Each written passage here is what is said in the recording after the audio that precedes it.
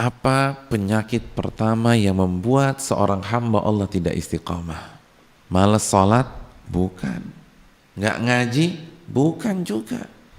Penyakit pertama yang membuat seorang hamba tidak istiqamah adalah sombong, merasa diri besar, merasa diri suci, merasa diri sudah bertakwa. Ulama tafsir menjelaskan bahwa iblis adalah makhluk yang berprestasi, makhluk yang istimewa, hamba Allah yang menjadi buah bibir. Lalu apa sebab kegagalan dia dalam istiqamah? Apa sebab vonis dia sebagai orang yang akan tersiksa di dalam api neraka? Kegagalan dia sehingga dia tidak berhasil istiqamah bukan dalam masalah salat, bukan dalam masalah zikir, bukan dalam masalah memuji dan memuja Allah tabaraka wa ta'ala, namun sebuah statement dan ucapan yang ia keluarkan dengan lisannya, ana khairun minhu, aku lebih baik daripada dia. Bismillahirrahmanirrahim.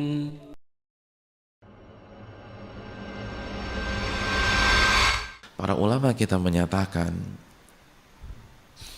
jika kita ingin istiqamah di jalan sunnah, istiqamah dalam membawa panji-panji tauhid, istiqamah di atas iman, istiqamah di atas Islam, maka kita harus terus merasa diri kecil, harus terus merasa diri rendah, harus terus merasa diri bodoh. Sehebat apapun ilmu kita, selama apapun pengalaman kita di dunia pertakliman, hadirin, sebanyak apapun sujud dan rukuk kita, atau mungkin sepanjang apapun janggut kita, kita harus terus merasa kecil, harus terus merasa diri rendah, dan harus terus merasa diri bodoh. Kalau ingin istiqomah ngaji, rencananya jamaah ngaji itu sampai kapan? Sampai 2 bulan lagi atau sampai mati? Kalau saya rencana 2 bulan lagi Pak Ustadz. Habis itu mau resign dari pengajian. Masya Allah, jangan. Kita ini sebagaimana dikatakan Imam Ahmad, ma'al mihbarah ilal maqbarah, bersama pena dan tinta sampai masuk ke dalam kubur. Kalau kita ingin istiqamah, kita harus terus merasa diri kecil. Dalilnya apa Ustaz? Banyak dalil tentang masalah ini. Di antaranya yang disebutkan oleh para ulama, hadis yang tidak asing lagi di telinga bapak-bapak dan ibu-ibu sekalian. Hadis tentang keutamaan menuntut ilmu, bahwa menuntut ilmu adalah jalan pintas menuju surga. Siapa yang ingat hadisnya? Saya berhadapan dengan murid-murid Al-Ustadz Al-Fadil, Ustadz Elfi Syam. Ini pasti ilmunya tinggi-tinggi semua. Kan begitu. Datang sini aja saya agak grogi, hadirin sekalian.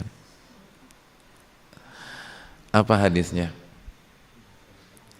Man salaka tariqan yaltamisu fihi ilman sahhalallahu lahu bihi tariqan ilal jannah.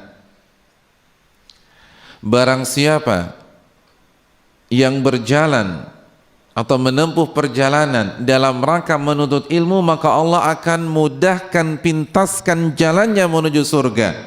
Hadis ini diriwayatkan oleh Imam Muslim, sebuah penggalan hadis dari hadis yang cukup panjang yang diriwayatkan oleh Imam Muslim. Pernah dengar hadis ini hadirin? Saya yakin pernah.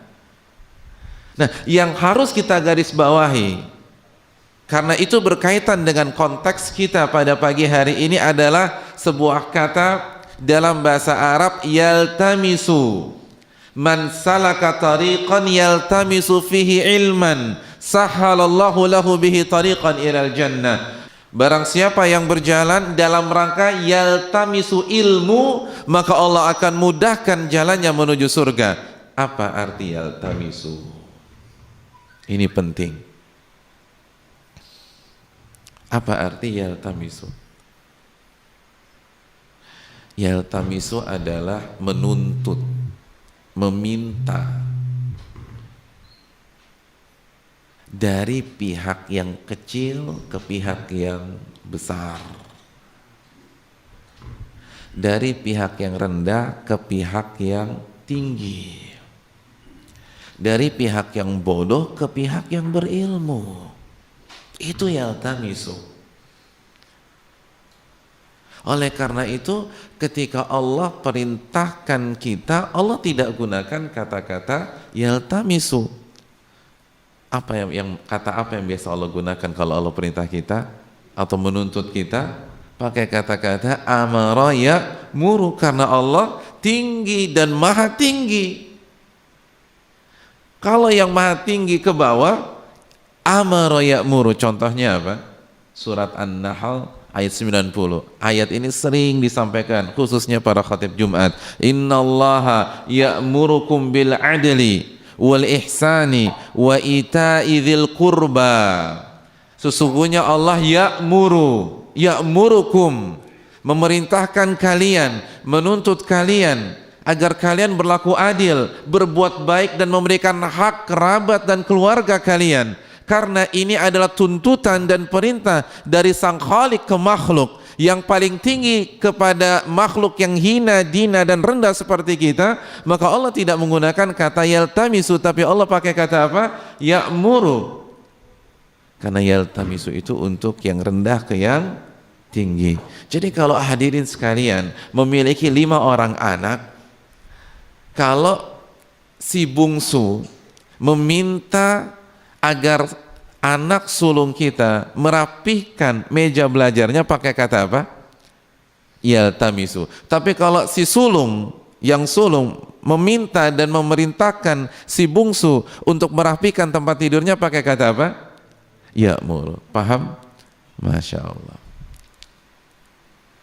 luar biasa. Ini menarik. Ketika Nabi kita Sallallahu Alaihi Wasallam membicarakan para penuntut ilmu,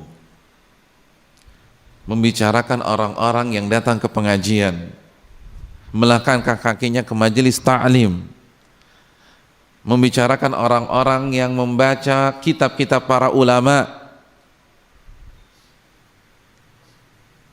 dan menjelaskan keutamaan mereka, Nabi menggunakan kata yaltamisu. Yaltamisu fihi ilman, yaltamisu ilmu. Ini adalah pesan dari Nabi kita Sallallahu Alaihi Wasallam. Orang yang menuntut ilmu, yang hadir di majelis ilmu, yang melangkahkan kakinya ke sebuah pengajian, harus terus merasa diri kecil. Karena yaltamisu itu adalah permintaan atau tuntutan dari pihak yang kecil. Ini pesan dari Nabi SAW, bahwa kita harus terus merasa diri kecil, harus terus merasa diri rendah, harus terus merasa diri bodoh. Karena Nabi mengatakan yaltamisu. Dan ini adalah kunci sukses dunia akhirat. Kita harus terus merasa diri lapar, hadirin. Lapar iman, lapar ilmu. Singkat saja, kalau kita sudah merasa kenyang, kalau disuguhkan kepala ikan kakap, kira-kira kita makan nggak? Nah, kalau disuguhkan rendang, kira-kira kita makan tidak? Rendang terenak di Padang. Ustadz, saya udah kenyang, saya nggak bisa makan lagi. Jadi kalau kita sudah merasa kenyang, kita tidak akan makan walaupun yang disuguhkan adalah makanan terenak di kota Padang. Kenapa? Sudah merasa kenyang. Begitu juga dengan orang yang sudah merasa kenyang iman, kenyang amal, kenyang ilmu, diajak ngaji nggak bakalan datang hadirin. Pak, kita ngaji yuk. Materinya apa? Tentang takwa. Udah pernah. Ana udah pernah dengar pekan lalu. Nggak datang dia. Kenapa? Karena udah merasa kenyang. Akhirnya tidak istiqomah di atas sunnah Nabi SAW, meremehkan. Oleh karena itu jika kita ingin istiqomah harus terus merasa diri kecil. Semakin belajar ya Allah. Makanya sebagian ulama salaf mengatakan kullama zdada ilm kullama sya'ara bi annahu jahil. Setiap ilmu itu bertambah, dia semakin sadar bahwa dia itu tidak tahu. Iya, ternyata banyak yang belum saya ketahui. Ternyata masih banyak yang belum saya amalkan. Ternyata masih banyak sunnah-sunnah Nabi SAW yang belum saya kerjakan. Ini adalah sikap yang harus dimiliki oleh Ahlus Sunnah wal Jamaah. Orang-orang yang sudah mengikuti dakwah.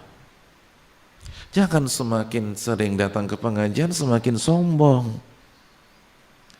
Semakin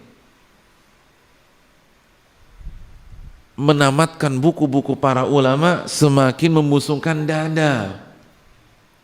Mentang-mentang penampilannya sudah berubah, memandang sebelah mata orang lain, ini keliru. Dan tidak akan istiqamah. Tidak akan istiqamah. Hadirin yang dirahmati oleh Allah Subhanahu wa taala.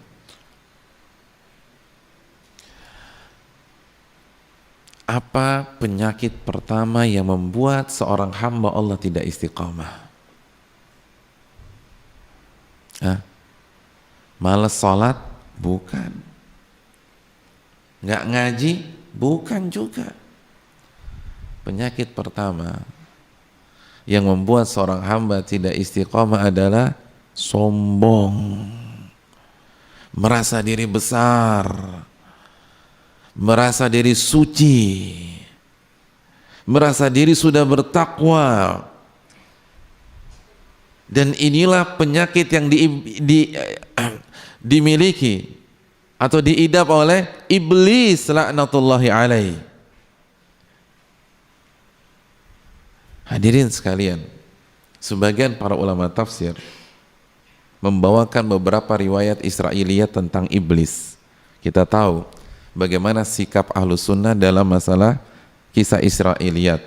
La nusaddiqu wa la nukadzib. Tidak kita benarkan dan tidak kita dustakan. Kita sampaikan saja dalam beberapa riwayat.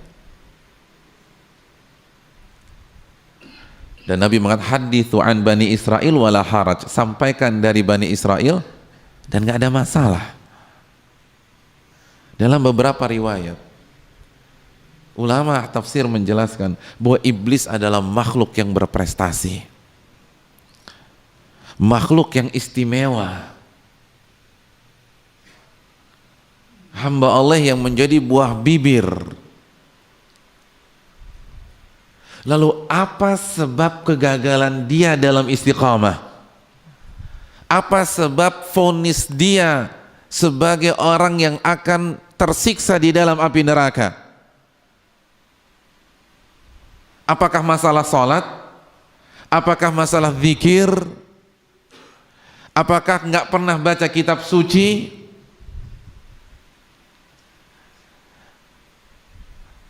Kegagalan dia sehingga dia tidak berhasil istiqamah bukan dalam masalah salat, bukan dalam masalah zikir, bukan dalam masalah memuji dan memuja Allah Tabaraka wa Ta'ala, namun sebuah statement dan ucapan yang ia keluarkan dengan lisannya, ana khairun minhu khalaqtani min nar wa khalaqtahu min tin. Aku lebih baik daripada dia. Engkau ciptakan aku dari api dan engkau ciptakan dia dari tanah. Aku ini lebih baik daripada Adam. Kenapa engkau suruh sujud aku? Kenapa engkau menyuruh aku sujud di hadapan dia? Aku ini lebih baik, lebih suci, lebih bertakwa, lebih hebat. Allahu Akbar. Bukan karena malas-malasan sholat. Bukan karena tidak mau taat kepada perintah Allah dalam masalah penampilan atau yang lain. Track recordnya bagus, raportnya iblis nggak ada masalah sebelumnya. Ini penyakit yang membuat dia tidak bisa istiqamah. Oleh karena itu kita harus berhati-hati, khususnya yang sudah lama ikut pengajian, yang sudah lama meniti jalan sunnah Nabi SAW. Jangan terlena, jangan memandang orang sebelah mata. Lagi pula mandang orang sebelah mata itu kan pegel jamaah, kan begitu terus, ya Allah, capek. Jangan mentang-mentang sudah menamatkan usulul thalatha, al-qaidul arba, kitabut tauhid, kita merasa diri paling suci. Ini tidak benar. Nabi saja sallallahu alaihi wasallam masih Allah perintahkan waqfid janahaka liman ittaba'aka minal mu'minin, dan rendahkan sayapmu, bertawaduklah, rendah hatilah di hadapan siapa? Di hadapan orang-orang yang mengikutimu dari orang-orang beriman. Hadirin, merasa rendah di hadapan bos kita wajar, merasa rendah di hadapan atasan kita wajar. Nabi kita SAW diminta untuk tetap merasa diri rendah di hadapan pengikutnya. Lalu kita berani-beraninya membusungkan dada. Siapa kita? Ini Khalilur Rahman, kekasih Allah. Pintu surga tidak akan terbuka kecuali diketuk oleh Rasulullah SAW. Masih tetap dituntut untuk merasa rendah di hadapan siapa? Pengikutnya. Ini sosok kalau puasa, puasa wisal, hadirin, puasa yang bersambung. Ini sosok yang kalau sholat tahajud kaki beliau bengkak, hatta tawarramat qadamah, sampai kaki beliau bengkak. Siapa di antara jamaah sekalian kalau sholat qiyamul lail kakinya bengkak? Ada? Ada Pak Ustadz, pas asam urat. Iya, itu 5 menit juga bengkak. Nabi nggak punya riwayat asam urat. Profil yang kalau qiyamul lail membaca Al-Baqarah sampai ayat apa? La yukallifullahu nafsan illa wus'aha. Terus ruku belum lanjut lagi. Ya ayuhan nasu taqu rabbakumul ladzi khalaqakum min nafsin wahidah. Surat apa? An-Nisa sampai terakhir. Lalu ruku belum. Beliau tutup dengan surat, enaknya penutupannya surat apa? Al-Baqarah udah, An-Nisa udah. Kayaknya Al-Ikhlas saja Pak Ustadz, udah pegal nih. Tidak. Nabi tutup dengan Alif Lam Mim, Allahu la ilaha illa huwal hayyul qayyum. Ali Imran. Ya Allah, ada di antara kita baca Al-Baqarah ketika qiyamul lail? Ada. Tapi ayat kelima ruku, ya sama aja. Siapa di antara kita pernah seumur hidup sekali aja Alif Lam Mim sampai la yukallifullahu nafsan illa wus'aha? Jadi apa yang mau disombongkan? Apa yang mau dijadikan andalan agar kita merasa tinggi di hadapan manusia? Merasa diri paling suci. Orang sekali aja nggak pernah. Ya Allah, sekali aja nggak pernah. Itu sosok yang kalau qiyamul lail baca 3 surat terpanjang masih disuruh waqfid janahaka, rendahkan dirimu, rendahkan hatimu, tetap merasa rendah di hadapan pengikut-pengikutmu. Ya Allah. Oleh karena itu, kalau hadirin ingin bisa istiqamah, ini yang harus dicamkan. Semakin ngaji semakin tawadhu. Makanya Hasan Al-Basri ketika ditanya tentang ketawaduan, sebagaimana yang diriwayatkan Imam Ahmad dalam kitabnya Az-Zuhd, apa? Kata beliau, tidaklah engkau keluar rumah lalu engkau melihat seorang muslim kecuali engkau merasa dia lebih baik daripada dirimu. Itu baru ketawaduan. Ini yang harus kita camkan, hadirin sekalian. Ada pengalaman pribadi saya yang saya rasa layak untuk di-share di sini, disampaikan sebagai bentuk perenungan bagaimana tawadunya para ulama. 2 tahun lalu ada daurah masyayikh juga. Yang menjadi panitia adalah Jakarta. Daurahnya di Puncak. Ketika daurah telah selesai, maka rombongan panitia dan masyayikh itu akan turun dari Puncak ke Jakarta. Yang hadir pada saat itu ada 3 syekh, Syekh Ali Hasan, Syekh Musa Al-Nasr, dan Syekh Akram. Ketiga-tiganya murid dari ulama siapa? Al-Imam Albani rahimahullahu ta'ala. Nah, pada saat perjalanan pulang dari Puncak ke Jakarta, saya diminta ngawal Syekh di dalam mobil. Jadi driver saya, lalu ada Syekh Musa dan Syekh Akram di mobil tersebut. Turunlah dari Puncak ke Jakarta. Sepanjang perjalanan 2 syekh ini saling memberikan maklumat satu dengan yang lain.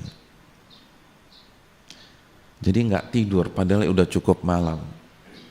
Nggak tidur, nggak main gadget, kan begitu. Saling memberikan faedah. Nah, yang membuat saya tertegun itu ada sebuah kejadian. Jadi Syekh Musa kan kita tahu kan ahli Quran ya. Syekh Akram bilang begini, ya Syekhana, wahai guruku. Subhanallah. Ini 2 ulama. Satu lifting, satu level lah. Umurnya pun juga nggak jauh beda, dari negeri yang sama. Tapi manggil temannya wahai guruku. Subhanallah. Kita manggil ustadz kita nama, subhanallah. Tapi kalau di Padang enggak, insya Allah santun-santun. Di tempat lain biasanya. Lihat para ulama, tawadhu, merasa direndah. Wahai guruku, berkenankah engkau jika aku baca surat Al-Fatihah, lalu engkau dengarkan? Mohon didengarkan, mohon disimak, dan tolong dikoreksi. Tolong kasih masukan, mungkin ada yang salah, mungkin ada yang keliru. Ya Allah, Al-Fatihah hadirin, bukan Al-Baqarah. Al-Fatihah bukan Ali Imran. Ini ulama, ini syekh. Minta tolong Al-Fatihahnya dikoreksi. Ya Allah, tawadhu sekali. Pernah kita minta seorang ustadz mengkoreksi Al-Fatihah kita. Al-Fatihah aja kan gampang ustadz. Masa Al-Fatihah nggak bisa? Saya ini lulusan pondok loh. Ini syekh. Kata Syekh Musa, tafadhal, silakan baca Al-Fatihah. Akhirnya beliau baca, Syekh Akram. Habis dibaca, kata Syekh Musa, alhamdulillah Al-Fatihah antum bagus. Ya jelas bagus lah, orang ulama, masa jelek. Tapi lihat ketawaduannya, kerendahannya, nggak merasa diri besar. Dan yang menariknya, beliau mintakan di hadapan saya. Kalau bagi orang sombong kan jangan sampai di hadapan orang lain, karena itu akan menjatuhkan harga dirinya, nama baiknya. Masa Al-Fatihah aja minta tolong dicekin, minta tolong dikoreksi, harusnya kan bicara 4 mata, nggak ada siapa-siapa, nggak ada murid-murid, baru kita bicara, saya kayaknya Al-Fatihahnya belum fasih nih, tolong dicekin dong. Tapi di hadapan ada beberapa orang lain. Ya Allah, itu para ulama. Itu syekh yang dalam beberapa buku hadis punya sanad. Oleh karena itu hadirin, tawadhu'lah, rendah. Ini kunci istiqamah. Dan ini penting, terus harus diulang-ulang karena penyakitnya fatal. Dan semakin kita berpengalaman di dalam dakwah sunnah, semakin banyak buku-buku ulama yang kita khatamkan, semakin sering kita datang ke majelis ilmu, ini potensi sombong semakin besar. Ya tidak, karena sombong itu adalah penyakit yang akan menyerang orang-orang yang punya prestasi, orang-orang yang punya pengalaman, orang-orang yang punya jam terbang, orang-orang yang sudah banyak memakan asam garam ibadah dan dakwah. Adapun yang baru, apa yang mau disombongin? Ya enggak? Yang berpotensi sombong yang ranking 1 dari depan atau yang dari belakang? Hah? Kalau dulu kita sekolah, yang berpotensi sombong yang ranking 1 dari depan atau ranking 1 dari belakang? Hah? Antum pernah sekolah enggak? Pernah ya? Tapi nggak pernah sekolah pun nggak ada masalah. Yang penting beriman kepada Allah. Kan nggak harus sekolah di pendidikan formal. Kan yang berpotensi sombong yang ranking 1 dari depan. Kalau yang ranking 1 dari belakang masih sombong, nggak punya perasaan tuh orang. Kelewatan. Udah nilainya merah semua masih sombong, masih belagu lagi. Ya Allah. Jadi ini nasihat yang begitu indah dari para ulama. Ingat, kalau kita ingin istiqomah harus terus merasa diri apa? Kecil. Harus terus merasa diri rendah. Harus terus merasa diri bodoh. Sehingga kita akan terus datang ke majelis taklim. Datang ke majelis ilmu. Mengkhatamkan buku-buku para ulama. Al-Imam Muzani hadirin. Imam Muzani. Siapa beliau? Beliau didaulat sebagai penolong mazhab Syafi'i. Ini adalah murid Al-Imam Syafi'i paling hebat. Hampir semua buku-buku fikih mazhab Syafi'i itu bermuara ke Mukhtasar Al-Muzani. Buku buah karya Al-Imam Al-Muzani. Al-Imam Al-Muzani membaca Ar-Risalah Al-Imam Syafi'i berapa kali? Dalam riwayat 500 kali. Khatam diulang, khatam diulang, khatam diulang, khatam diulang. Kenapa? Karena nggak merasa diri hebat, nggak merasa diri pintar. Akhirnya diulang lagi, diulang lagi, diulang lagi.